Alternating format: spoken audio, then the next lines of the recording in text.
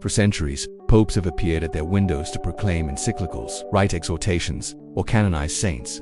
But rarely, very rarely has anything been heard that wasn't institutional. Until Leo XIV yesterday morning. Without prior notice, without an official letter, without any spotlight, the Pope appeared in the inner courtyard of Castel Gandolfo. He wore white. There were no guards nearby, and what he said in that moment crossed the boundaries of the church. With a firm yet calm voice, like someone reading a truth that had burned in his heart for years, he declared, "If the church is to survive the storm that is coming, it will be because there is still a man who learned to love in silence. That man's name is Robert Sarah." For a moment, there was silence. Even the birds flying over the hillside seemed to freeze in midair. It wasn't merely a tribute, it was a revelation. Something in those words pointed to more than admiration. It pointed to a choice, a signal, a destiny.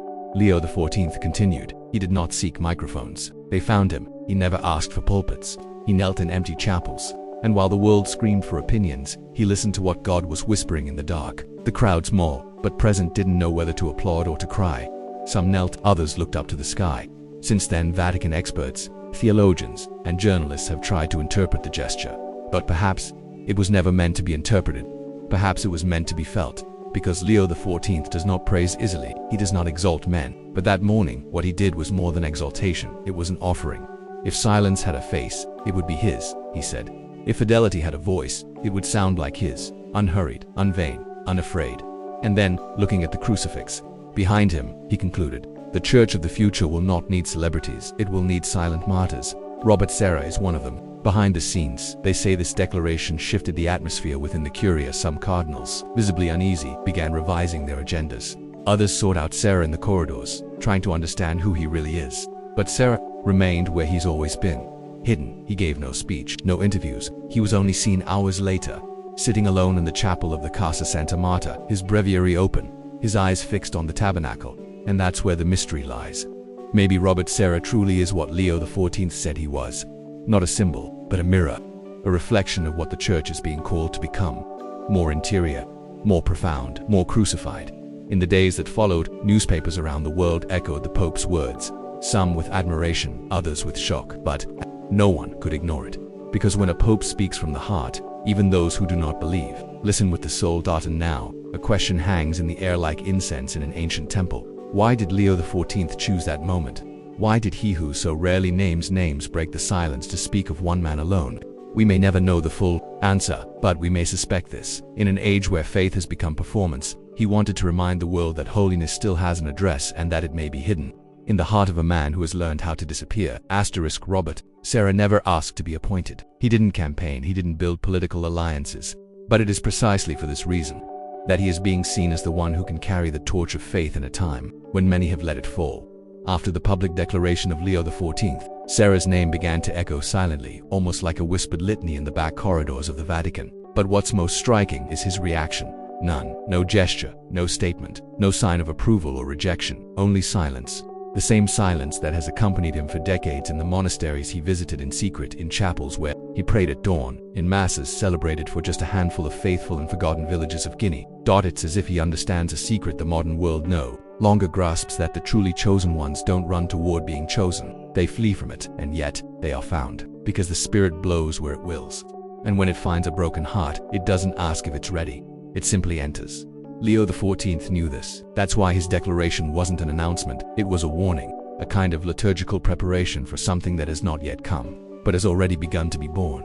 Inside the soul of the church, inside anyone who still believes that true power is proven on the cross, not in applause, there was a phrase that circulated among Carthusian monks in the Middle Ages: when thrones fall and empires dissolve, only the scent of incense will remain. Few would understand that in the 21st century, but Leo XIV and Robert Sarah seem to have heard that, calling a call that comes from centuries ago, that does not shout, does not demand, does not impose, it simply calls. While the Catholic world argued between progressives and traditionalists, between performative liturgies and political ideologies, the two most silent men in the Vatican were sketching a new vision, or perhaps one too ancient to be recognized. The church has a hospital, but not a hospital like those of the world, not with bureaucracy, files and rules, but an invisible hospital where the medicine is silence, where the physician is Christ, and where every soul is cared for in the dark, away from the spotlight.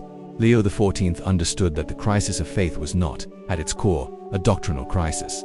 It was a crisis of love, a crisis of listening, of presence.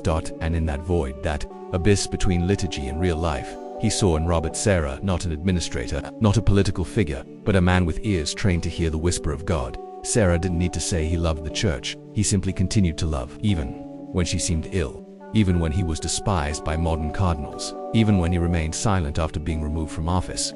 He stayed like the gardener who tends the soil even without the promise of harvest, like Joseph before the child in Bethlehem, present, but without words, that mute but deeply prayerful presence is what Leo XIV wanted to exalt in his declaration. It was not a tribute, it was a calling to the church that is to come, not powerful, not wealthy, but hidden, wounded, and deeply healing. The signs have already begun, in abandoned convents that are coming back to life, in confessionals being visited again in the silence of the night, in masses celebrated in Latin, but with modern tears. This new church, or rather, rediscovered church, will not make headlines in the newspapers, but it will find a place in hearts crying out for meaning. Leo XIV knows this, Robert Sarah lives this, and now the world is beginning to see it. The day after Leo XIV's declaration about Robert Sarah, something happened that wasn't captured by the Vatican cameras. There was no press conference, there was no official statement, but there was a gesture almost imperceptible, and precisely because of that, internal witnesses, few, discreet, protected by anonymity, said that at dawn, the Pope walked to the private chapel of the popes. There were no journalists, no cardinals, only the silence of stone. There, he knelt before the altar, not the altar of glory, pomp, or ecclesial authority, but the invisible altar where every renunciation, every silent tear, and every hidden act of faithfulness is laid at the feet of Christ. Leo XIV remained there for minutes, perhaps hours, and then with a gesture no one could explain, yet everyone felt he kissed the floor. It wasn't a gesture meant to be seen, it was a gesture meant to be understood, with the Spirit, and it was in that moment, according to those present, that he uttered the sentence that may define this entire pontificate: the church will be saved by those who bleed in silence. That phrase was never published, but somehow it spread, from heart to heart, from altar to altar, and many priests began to change small attitudes. Some removed their rings, others returned their episcopal coats of arms.